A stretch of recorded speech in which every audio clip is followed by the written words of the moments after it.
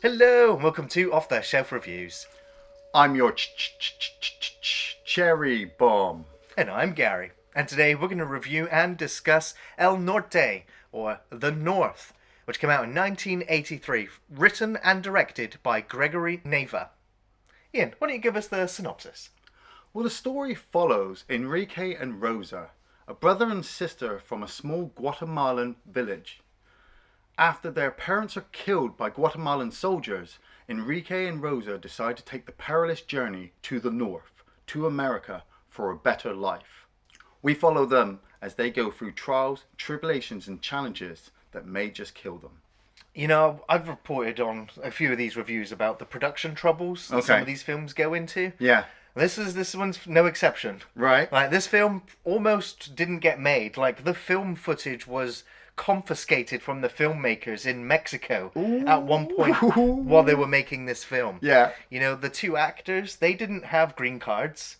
They were hired in Mexico, and when they were shooting scenes in America in an immigration office, Yeah. they were literally, you know, if they were doing their checks properly, Yeah. they would have been sent right back out of the country. That was the filmmaking logic. This was guerrilla filmmaking. You know, this was outside of the Hollywood system. Really? Because Hollywood didn't want anything to do with this script. So they kind of just had to pull some money together to get this film made. There was a point in time where they were shooting sequences in Mexico where the government police turned up, put the director and the cast at gunpoint, took all of the film footage and demanded ransoms for it. There was a point in time where cast and crew and family members were smuggling film rolls in and out of the country back to New York, where the film would then be edited. No. Yes. No. That is how much effort and love and commitment went into making this film get made. Man, I did not fucking know that. Normally I'll Wikipedia my stuff, but the film came up for review and I was just like, hey, people are always telling me off. Don't wiki it. So I didn't. And I just put the film on. And I just went with it. And, you know, production value, I was like, bit of a TV movie. Well, it was originally intended to be a TV movie, only when the film was finished did they look at it and go, no, this has got to go out there. Yeah. And I was just like, okay, you know, I kind of had that feeling. This film's called The North, or El Norte, you know, in Mexican, in Spanish, I'm guessing. And it was released in 1983, and I'd never heard of it. You know, I'm not saying I know a lot of films, but this one had never appeared on my radar. Well, this film is in the 1,000 films to see before you die list. Did not know that. I just thought, okay, somebody's asked us to do this movie, and from the production value, it's like a TV movie. I'm getting a bit of blood in, blood out feeling here. Sure. You know, a bit of Sybil. I'm good. How long is it? Oh, 2 hours and 20. Okay, we're on a journey with this one, and I get the feeling that, you know, it's going to be a drama. I didn't realize that people were literally threatened with death if this film was ever shown. Yeah. Fucking hell. Yeah, well, I mean, there's a whole kind of political background to the film. Oh, hell yeah. You know, this movie, yes, this movie you should watch before you die. Yeah. Everybody should watch this movie before they die. I think this film relates to everybody kind of on a human level, not just a kind of Mexican, Spanish emigration level. Totally. Yeah. Totally. I mean, I just started off watching this, and, you know, we follow Enrique and his father Arturo. Enrique played by David Villabando, and Arturo played by Ernesto Gomez Cruz, and they're just in the mountains. These, you know, we look at those mountains and we go, ah, beautiful mountains. Ah, look at the mist lying low and how picturesque, and the trees and the breeze, you know. And then you've got 30-odd people standing in bushes, ripping off the berries to be transported somewhere, and there's a man at gunpoint. You know, gunpoint? Like, I complain about work, but gunpoint? Yeah. And so I'm like, right, yeah, I get it, you know.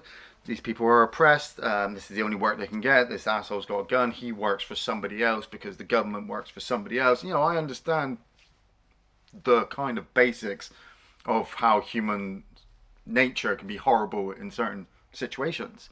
But we follow Arturo and his son heading back after they finished their day of work. And Arturo's talking to somebody about a meeting. And I'm like, oh, shit. Okay, right. Arturo is like some rebel member, you know? Well, I mean, they were trying to get labor rights, you know? Yeah. They're trying to get work rights. There's a man with a gun over there, you know? Does that sound familiar? And he is... These people are working for pittance. Yeah, yeah. You know? But he's still trying to support his family. And so we then see Rosa. I believe I'm saying this right. I'm trying. Zadie Silva Gutierrez. Beautiful actress, I'll say. You know, Yeah. You know, she is the daughter of Arturo, and she returns home, and you get this. I'm immediately settled into the village when she walks past that house with the sisters. Right. Well, you don't see the sisters straight away. You just know that. Mate, there was a camera shot from inside this room to looking at Rosa, you know, and I'm sat there like, I don't want to go in that room. It's like the witches or something in there. Yeah, fucking hell yeah, that's the local legend, you know. You know, these two sisters, you know, the mother says to Rosa, come away from there. You don't want to see them, because when you see them, you know, it's too late. And I'm like, oh, shit. Okay, I'm getting real bad vibes before we're off and running. It's really when the father kind of leaves, you know, late in the evening. He's like, look, I've got to go to a meeting. And his son's just like, I'm going to come with you. You know, the rest of the family's kind of sat there like, yeah, we know where they're going. And we know it's dangerous, but... Yeah, but Mum has... It's weird, because at the same time, Mum has feelings that the dad shouldn't go. You know, and his friend has already betrayed him as to the head boss. And so the armed militia, the armed army, Guatemalan army, turn up to ambush these villagers. Yeah. And gun them all down. Yeah, gun them all down. Yeah. Between 1981 and 1983, over 100,000 Guatemalans were executed this way and buried in the mountain. Yeah. And we witness it in this film. We just watch the army come in and just gun everybody down. We see them running. Arturo gets so far before he's gunned down. Yeah, he takes out a soldier. Yeah. And recovers his gun, but then he's gunned down, and so the soldiers leave that guy. They're like, "Oh, he's got the cougar," you know. And I'm like, "Who the hell's Cougar?" Oh, it must be the name of that soldier that they've left behind. But Enrique, he's woken up from the gunfire, and he's headed to the location to try and help his dad. And they'd had that beautiful moment before the ambush, you know, where the dad explained to Enrique kind of his view on the world. You know, how he's worked everywhere, and everywhere seems to be the same. You know, the poor people are kept down and the rich just take it. He literally says we are just arms. Yeah. You know, we're just arms and legs just to do the labor for these rich people that have taken our land. Yeah. And I was just like, okay, yeah, I totally get you. Yeah, and so it's justified why he's going and having these meetings, and of course, yeah. But the vibe, though, all the way through that sequence, all the way up to Enrique coming across the soldier that his dad had taken out.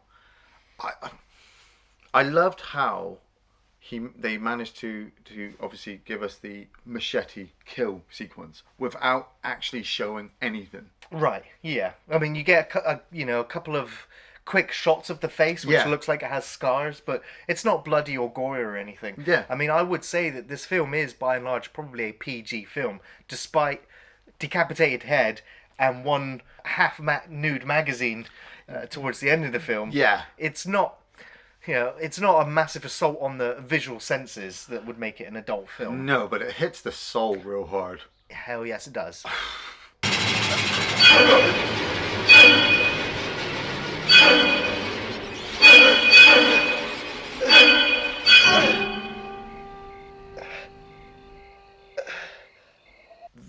The local village, you know, it has like a certain members of the organization that are trying to, I don't know, overthrow the government, but they've got a graveyard just full of people who've either been killed or are missing, you know, and so they're just the family needs something to represent. And so after they've buried Arturo and his members, the government come rolling back in to kidnap all the women and children.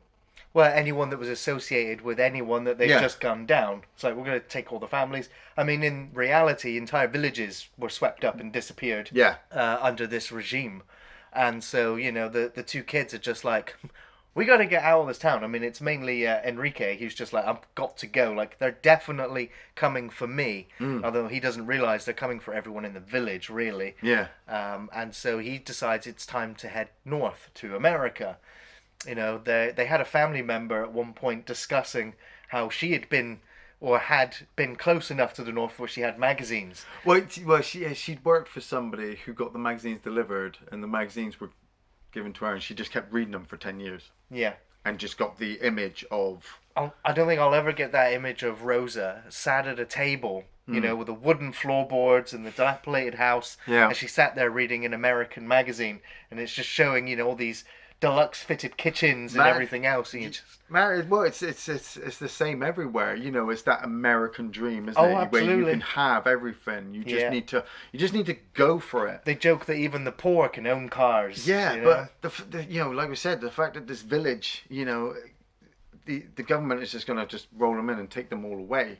And for what? For the land, so they can just make more coffee beans, for the American dream. I think it was mainly fruit, which was the big export for Guatemala. Yeah, but the soldiers come in, and Rosa decides that she wants to leave with Enrique as well. And at first he's a bit hesitant, like no, but she explains to him like they're going to take me as well. They've taken Mum. Yeah, we need to go, and so he does. And when she's getting her stuff and she sees the sisters. Man, I shit. I was just like... They don't say nothing. Well, no, they call him in. Yes. They try to beckon Rosa to them.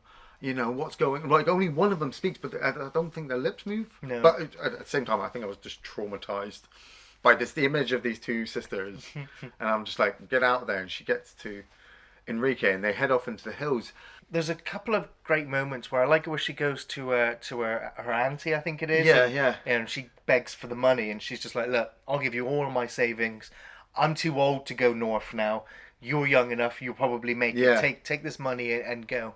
And there's also another great moment where Rosa goes into a small chapel, and she lights a candle for her mother, one for her father, and one for the village that she's leaving behind. And, it's another moment where in the reality of filmmaking, that chapel was in California. Because when they were filming on location, they kind of got permission to film in there. But when they set up filming, over a couple hundred people turned up on set with machetes and said, no, raising the machetes. So they had to quickly run to the mayor of the village to go, look, we've left our storyboards in the chapel. Can you send somebody to go and get it? And the mayor was like, well, send somebody to go get it. Brought the storyboards back, gave them to the director, and the director was like, all right, we'll leave then. And the mayor's like, yes, you leave now. And he's like, but there's still 100 people out there with machetes. And the mayor was like, off you go. So the director had kind of, in his story, he just like recites how he had to kind of power walk like he owned the place back to his car. And when he got in the car and closed the doors, the people with the machetes chased them out, smacking the car, throwing rocks and hitting them with machetes. So that's why the interior of that sequence was filmed in California. Yeah. That's filmmaking. That's dedication.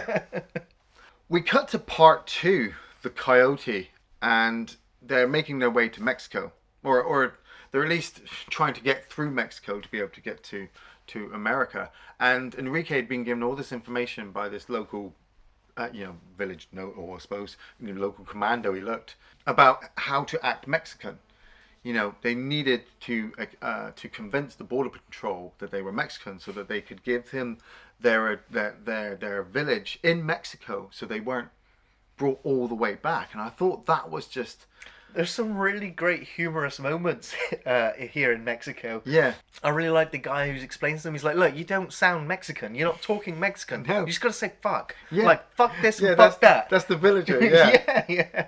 I was just like, okay, so before I knew it, I was just writing chinga down a lot. I'm like, okay, I'm just going to use that from now on. But then when they get to Mexico, they come across the lorry driver, and he finds them in the back, and he just starts giving them shit. And realizes they're not Mexican, they're from Guatemala. When they ask him to take them to a certain village, and he's like, we're going there anyway. No, because they tell him that they're from this Oh village yeah, where they're he's from the driving village. to. Yeah, So it's just like, obviously they are Mayan Indians, but yeah. from Guatemala, not Mexican. So, but he's just like, nah, whatever. Do you like Mexican music? Because off we go. Like, it's great. But yeah, they get into another Mexican town, and there's that moment when they get off the bus. And they're just The greeted bus by to Tijuana, yeah. all these coyotes that are just like, yes, we'll take you across the border. Choose me, I'll take you. I know the best way. It's like it's pretty clear that they are. Money-making scumbags, really, because some of them are just gonna, shoot you, leave you for dead, or Take your money and never come back. yeah, fill you with drugs, use Vultures. you whatever. But it's human nature. I mean, we've just literally come from another. We've gone from one horrible situation to another horrible situation, and when they got to Tijuana, part of me just wanted them to kind of stop, because I knew that the journey from this point on, even into America, was kind of gonna suck. Don't get me wrong. I'm full of hope and faith that you can do anything that you put your heart to, but I also stick to the concept that the grass isn't always greener. Right. But we are escaping a crazed government army that might just kill and shoot them at any point. So these coyotes, they're not the worst kind of things. Well, I mean, Enrique and Rosa have been told by another relative or another friend that one of the coyotes that's there will get them across. It's like Yeah. he can be trusted. Yeah. You just need to find him. But when they get to Mexico, they can't find him. Like he's not around. Yeah. So they literally have to hold up for a little while, and they encounter another coyote, a Jamie, Yeah. who ends up defending Enrique and Rosa from a couple of other kind of Mexicans, and kind of befriends them. Yeah. He's very charismatic, he's very approachable. Yeah, but And he's like, look, come here. And No. he opens up the shack, and he's like, Oh, yeah. yeah, you can stay here. Yeah. Nobody's using it, so it's yours now. just go in here. And Rosa, she's just like, but what happens if they come back? And he's like, look around. This is a dead town. It's like, I like the line where he says, like, nobody owns anything here. No. So if no one's using it, it's yours. Yeah, because people are just using this as a drop-in spot, aren't they? Yeah. They're just going to stay here, and then they're going to try and get with a coyote to get across the border. And I was just like, my mind obviously goes to like present-day situations. I try to relate to them on what's going on around Yeah, me. it's hard not to. It's impossible. It's impossible with this movie, and that's why like we said, it's one of those movies you have to see, because when you get those people where they're just like, this is my country, and Well, people should go back to where they come from. I'm like, do you know where they come from? Do you know what they're going through? It's the human spirit, I suppose. This is what we're watching in this film. This is with the Enrique reason why and Rosa. Gregory Nava wanted to make this Yeah. film. He was like, I need to highlight the fact that these are not aliens No. that are coming across the border. They are human beings, just like you and me, and people are exploiting them for their own personal gains, just for, well, at the same time, I suppose, just for one more day of survival for everybody. Yeah. Because even Jamie at this point, I know he's a scumbag, but I want to know why he's a scumbag. What made him? How has he got to this point? Like this, because he takes them head across the border, but then he tries to attack them. And there's a terrible fight sequence, I suppose. Yeah, it's not choreographed very well. But then again, it's two young adolescents fighting a grown man in the dark, in the middle of the desert, Yeah. and Jamie has a knife, and he tries to obviously stab Enrique, but he gets kicked in the balls, and he demands how much money they've got, and it turns out they've only got their $20 they got from the auntie, which to them back in the village was a lot of fucking money, but out here, $20 won't even get you a Coke and a cheeseburger. And he leaves them, and they're captured by the border patrol. Yeah. Another great fun sequence where you've got the two, hard veteran police officers. No disrespect to law enforcement at all, but these two guys, one of them's a bit of a douche. Really. Yeah. Yeah, he's like, I've got this whole system on how to catch immigrants. He's just like, I'm just going to find out whether they can read or write or sing the national anthem. Which, in a weird way, kind of works, and obviously when your job is on the line to make sure that people aren't illegally crossing the border into another country, you are having to do what you have to do to make sure that task is accomplished. But you can tell his buddy's just like, oh, man, let's just fill out the report and just send them back. Where are you from?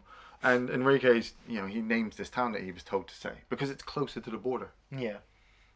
And then he realizes that Rose obviously doesn't understand what the hell's going on. She has to keep talking to Enrique, and Enrique just starts saying fuck a lot. Oh, he must be He from must be Mexico. Mexican. Yeah. It's quite funny. ¿Qué chingados, pues? ¿Qué es esta chingadera que me estás enseñando? Pues, yo no sé qué chingados me estás diciendo. I don't know. He sounds like a Mexican to me. Oh, hell. But once they return back to the town, Enrique encounters Raimundo, who was the gentleman that they were going to be sent to meet up with, and he explains to him about how they can go through the sewers to get to Los Angeles. And It's like a drainage pipe, isn't it? It's a fucking metal pipe underneath the ground, people. Anything could be in there. Well, that's what he says And to him. He says it's miles hell. long. It's fucking hell. Or the mountains. Where you'll probably not make it because Border Patrol helicopters, there's those outlaws out there Outlaws kind out of who will there, just mug you, rape you, and kill you. You can fall, animals. break bones, yeah. So he's like, the pipe is the best way to go, despite being hell. Despite the fact that you'll get halfway through and not be able to see anything. Yeah, it's just terrible to go crawl through. But that's their best choice. And he tells them he'll meet them on the other side. Yeah.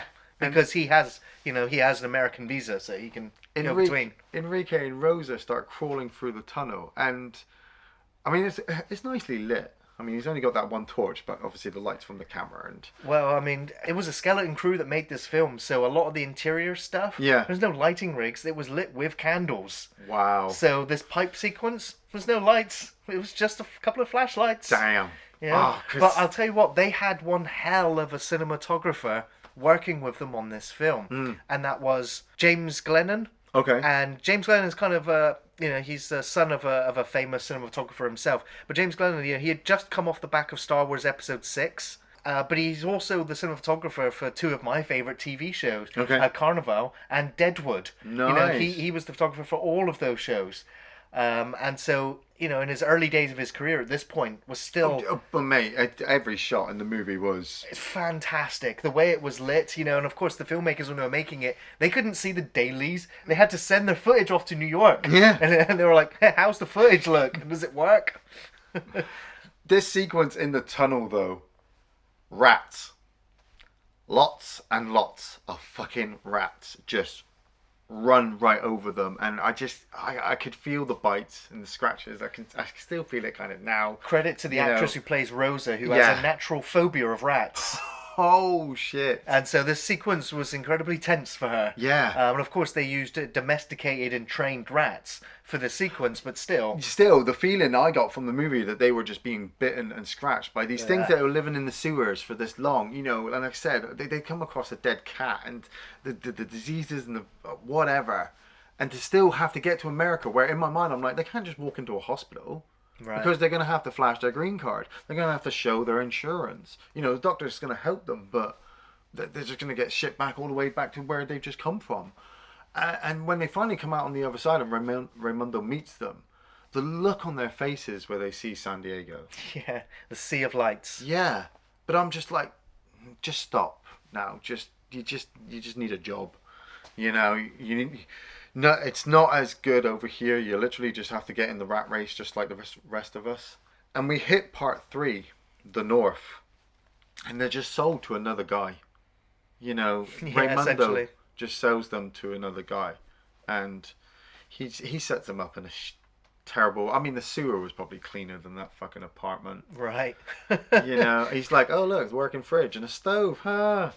And Rosa actually gets more work than Enrique because, well, she's a girl, I suppose. Well, straight away she gets taken in to be a seamstress or an iron presser. Yeah. And so she's kind of gets introduced to Nacha. Yeah, Who is kind of like her, I don't know, like her surrogate mother here. She kind of takes her under her wing, shows her the ropes. Well, and then in the end, kind of starts looking after her like a mother. It's when they both lose their job on the same day. They're working in this illegal sweatshop for this Chinese man, which I thought was incredibly ironic, and the fact that the immigration officers burst in and start to grab them all. Nache and Rosa just run for it, and it's just like, how much running can these people just do from people who just want to keep arrest them, shoot them, execute them. We're moving them, yeah, taking them and putting them somewhere else, and yeah, Nadja just takes her under wing, and they get another job for Helen, you know, and I love that sequence where they're looking at the buttons of the washing machine, Yeah. and I've got washing machine, dryer, and I don't use half the fucking settings on there. I was looking at that 1980s washing machine like, fuck. I'm like, I just like looking at Helen. I'm just like Nadja, like, yeah, see, Helen, you see, you know. But I love that sequence as well, where Rosa takes the clothes and She gets confused. Obviously, she doesn't know how to use the machine. The machine Yeah, keeps turning yeah. on and keeps making noise. Horrible And I noises, think yeah. she might have done the right settings, but it was startling her. Yeah. So she was like, she couldn't handle this noise. So she took all the clothes out And washed them hand-washed by them. hand. It's so beautiful when she's laying all the clothes out in the garden, and she's so impressed. She's like, I've cleaned all I've the done it, clothes. I've done it, They're yeah. drying. I was just like, such Yeah. a beautiful soul. it's her explanation as well to Helen, where she's just like, what does it matter as long as the work's done, and And the mother's like, I can't stand you scrubbing. Like, yeah, but it wasn't in a nasty way either. You know, it was kind of like she didn't want her to do it by hand. We had a perfectly good washing machine, which I understood. But at the same time, if somebody came along, you know, oh, that's cheap labor you've got there. But in Rose's mind, this is what she would do back home anyway. So yeah. it's crazy. Enrique finally gets himself a job. Working as a waiter or just a busboy in a restaurant. He's just grabbed by a guy off the I street. thought it was a very poignant moment in the film where you have all of the, the Mexican immigrants kind of stood there, Yeah. waiting to get picked up by a pickup truck to go work, manual labor. Yeah. And of course, Enrique's the only one left behind, and he's, the guy's he's just like, work, work. Yeah, work. Work. I'm like, yeah, I'll work. And he gets taken to the restaurant, and he starts to work really quite well, because they're also taking English lessons at this point, and it was quite a weird transition in the movie where, you've been watching the film all this time, hearing the Spanish, the South American language between Rosa and Enrique. It's all been in subtitles. Everyone's just been speaking Spanish, and then they're sat in their lessons learning English because, well, if they don't learn English, they're probably going to get shit back. Right. And so they start speaking English, and I'm like, it just sounds so weird, I don't want to say wrong, because I speak two languages. I speak English and bad language. Yeah. Okay, exactly. Where when you hear the Guatemalan language, it's just so beautiful. Spanish is such a It's poetic almost, yeah. yeah. So having somebody's life, existence, their work hang on the balance that if they aren't able to say hello, how are you, the sun is shining today, it's looking at Enrique, it's just work. Yeah. I just work because I felt really bad for Enrique because he'd worked his way up in the restaurant to the point where he just followed the instructions given, and he was working his way up, but he gets put in that position where he could get a green card from a woman in Chicago who needs somebody to run a 4-man job. But he can't go with Rosa. He's got to go on his own. And if he doesn't get the green card, he'll get shit back. But the restaurant, they think he's really great, and so that they give him the assistant upgrade. And he gets himself his uniform. He's chatting to his buddy who's the cook, and he's just like, look, we're making it. I'm making it. And you have this really poignant moment in the bar where the two buddies are just hanging out drinking like normal people. Nobody knows that these two people are illegal immigrants from another country and trying to look for a better life. And we see Carlos, who works with Enrique, played by Tony Pana, who's a really well-known actor. He did the voice for Grim Fandango, the computer game. And he's another illegal immigrant, and he's been working at this restaurant longer, and he believes he should have that upgrade, that assistant job over Enrique, which I'm kind of like, yeah, but you're also a bit of a douche, and Enrique's, he's that warm human spirit that we all need to hug and, be thankful that we've got. Fucking life and shit. And Carlos calls the immigration officers. So they turn up and raid the restaurant during the middle of the day. And Enrique and the cook, they just have to run. Yeah. Yeah, they throw their aprons, Yeah. they climb over the rooftops and hide away from the immigration officers, which are literally chasing them down. Yeah. But manage to get away from them, and yeah, they end up in a Mexican bar, just kind of consoling themselves. And he's just like, look, you don't understand that when you're in the north and you Yeah. don't have a job, Yeah. you're fucked. Like, because you've got to pay to live here. Yeah. Yeah. And so Enrique realizes that he should go back and try to get the Chicago job. So he speaks to the landlord that first gave him the information and meets up with the lady. And she's like, right, if you can get to the airport, I'm leaving tonight for Chicago. If you can get to the airport for 11:15, the job is yours. And he's like, okay, I will. I'm going to go tell Rosa. But what he doesn't realize at this moment is that Rosa had been infected by something from the rat bites, and she's collapsed. Yeah, we she's ill. saw She's hints of dying. her illness where she was having hallucinations. Yeah, it was. Yeah, It progressed quite rapidly, Mm. but yeah, she ends up collapsing at one point after she sees her father, sees her mother. I was fucking in shock because you see her where she's talking. Yeah, she's talking to the mother. The mother's cooking food, and I'm like, oh my god, she's at home. She's freaking out. She goes outside. She sees her dad. And I'm like, okay, yeah, she definitely not right in the head at this moment. And then you get that great shot with the camera where she just collapses next to Hoover, and I was like, oh fuck, she was at work. Right. She's practically working herself to death. And she gets taken to the hospital with Nacha, and we realize that she's been infected with this disease, and the doctor's just like, Isolate her. yeah, it could be touch and go. Yeah, and so Nacha is sent by the doctors to go and find Enrique to tell him, like, you need to come and see your sister. Yeah. She might not live through the night.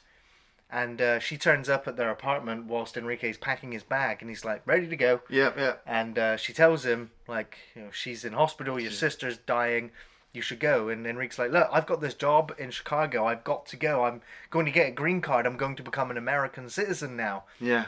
And he's swept up by the American dream. Yeah, and Nacha's just like, you're dead already, you're already dead, like, you're more dead now than your sister is if you don't come and see her. And then it cuts to the airport, Yeah.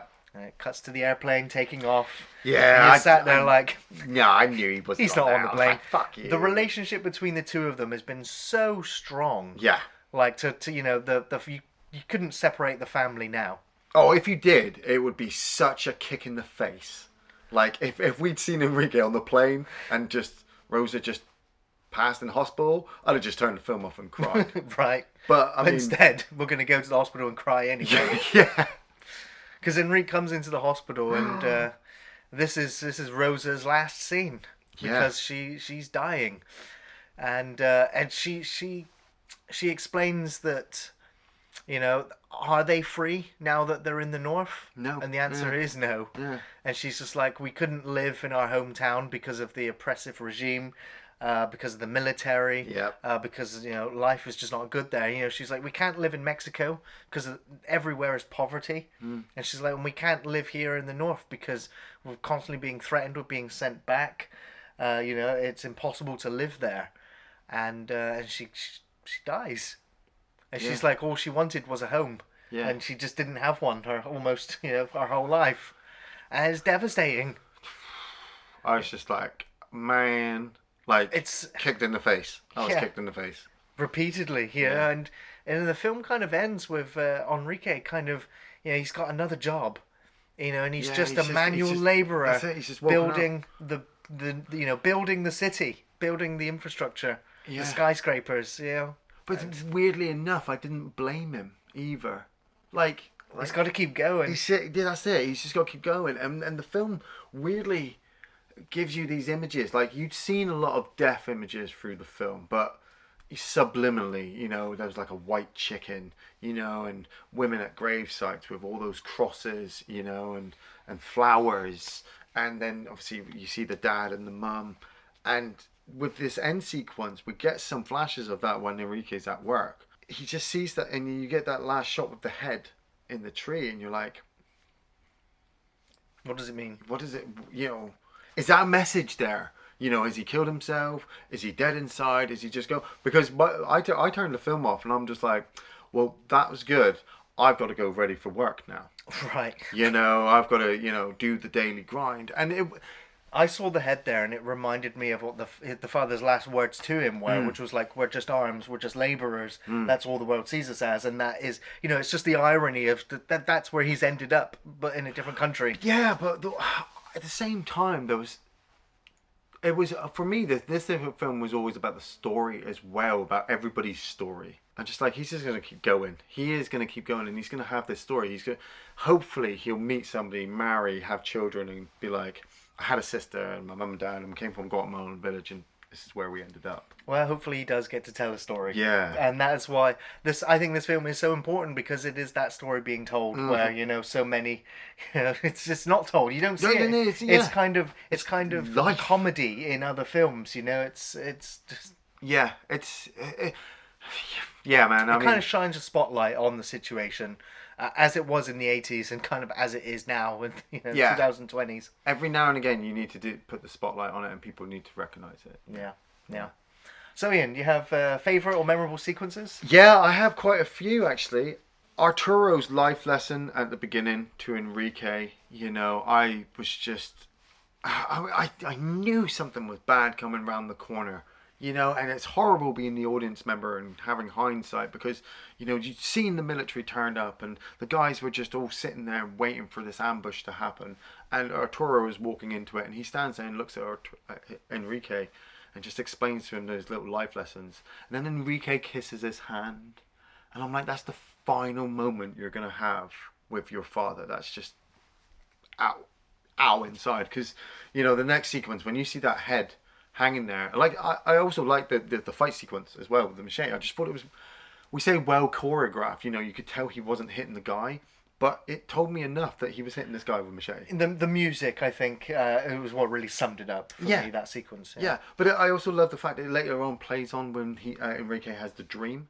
Yeah. And the soldier grabs him and just kills him in his dream, and he wakes up, and I'm like, oh, he's haunted by it. You know, it's imprinted on him, this incident in his life. Jamie getting his balls busted for $20. You know, it's just, you read about it in the news actually. You know, somebody's killed, stabbed, shot somewhere, beaten over less. Yeah, less, more, something. You know, it's horrible to think that somewhere this could be happening right now. You know, as I'm saying it, there's somebody being taken across the border for $20, for more, for less. You know, and their life hangs on the balance of it. The rats in the tunnel.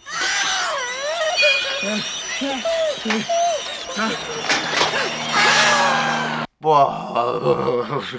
I'm not scared of rats. No. You know, it's just hundreds of rats crawling all over me, biting me and scratching me. That's probably what scares me. Yeah. You know, catching maybe the bubonic plague along with it. Right. You know, and, you know, bits rotting and dropping off. And the fact that the actress, you know, Rosa, I was terrified of rats and just having them crawl over her. Oh, I just love as well, in probably the third section, just the conversation pieces. You know, there's that sequence where Rosa and Enrique are talking in the apartment, and they've tidied the place up, and they're so happy, you know, that this is their place. Yeah. You know, they've got it. You know, and like Natche, she takes Rosa out and gets her all make-upped up. You know, and I'm just like, and weirdly enough, I remember thinking this when I was watching the sequence, like, oh, she looks like a normal girl. And I kind of had to tell myself off, because it's just, she looks like the girls we are seeing in the magazines. You know, this is who she kind of wants to be. But Enrique's like, what's all that? You know, what's all that on your face? What are you doing? You look like a clown. You look like a clown. But she's going to go out and meet somebody, you know, and hopefully have a relationship and go off and get married and have kids. You know, and knowing that they were going to actually be separated at some point, other than obviously her dying of plague, which is just, yeah, you know, Enrique in the bar with his buddy, like you said, you know, getting the life lessons of, you know, it's just you got to survive, you got to just do what you got to do, and I'm like, oh, but Rosa, I love the hallucination sequence that Rosa had with her mum and dad. Sure, yeah. It was horrible to know that, you know, what was happening, but it was just so well filmed. You know, mum's just there cooking some food, you know, just like she did at the beginning. I love the sequence where obviously she well, I want to say love it, where she dies. You know, it was emotional. It was just heart wrenching. Yeah. This family's journey had come to an end right here, and Adagio for strings. Fuck you, fuck you, fuck you, Adagio for strings. You are everywhere. How is this song appeared in all these great movies with these great poignant It's moments? a fantastic piece of music that really just captures those feelings and lets you kind of expel them all out. Yeah. Yeah, I mean, two most memorable sequences for me was Arturo's speech to his son Enrique, telling him that, you know, we are just arms, we're just laborers for the rich, and Rosa's kind of final words to her brother on her deathbed. Like, I mean, I was in tears at the end of this film, just so swept up with the characters and with the actors' portrayal of them. Yeah, for me it was just life. You know, I saw the sequence at the end where when Enrique was stood there looking at the guy who was the foreman of the digging job that he's on. You know, and I was just like, oh my god, shot for shot, just like the sequence at the beginning where Arturo looks at the guy with the gun. Yeah. You know, Yeah. this is all we do, people. You know, I want to tell you it's different everywhere, but like I said, the grass ain't no greener. You know, we're just moving from one day to the next, and yeah, like I said, it's an immigration story, but it's just It's also a human story. yeah, like a road trip story if you want to get really silly about it. It's you know, Sure. it's a journey. It's from that little tiny village, you know, to the sprawling fucking metropolis of Los Angeles. You know, following Rosa and Enrique was just, I felt so good for knowing that I'd seen this film now. Yeah. You know, because I can say to people, hey, you want to talk good films? Have you ever seen The North? Oh, no. I'm like, yeah, talk about your fucking Terminator 2s, you know, and your aliens. You know, don't get me wrong, I like a good sci-fi action horror, but sometimes realism comes along and gives you a swift kick in the face. Hell yeah. Which is why I think it's no surprise that I'm highly recommending El Norte. Yeah. You know, I highly rate this film. It's an easy recommendation from me. It's an inspiring and deeply moving story with characters so real, Yep. so believable, you'd think this is a documentary. The actors all do a terrific job, and the two leads are perfectly cast. I fell in love with them both as they overcome such huge obstacles to reach their goals and then face the harsh realities once again. This is an incredible film, one that will invoke all types of emotion in the viewer as the director takes you on a distressing and heartbreaking journey into Latino America. This is a masterfully well-made film, and despite the budgetary restraints, it excels at commanding your attention for the entire runtime. This film will stay with you long after the credits roll. It's such a powerful film that it deserves to be seen. You know, we talk about greatest films ever made, you know, greatest films of all time, and you know, you can throw any fucking name you want in the hat. You'll find The North in there. You should do. Enough said. Thanks for watching Off the Shelf Reviews.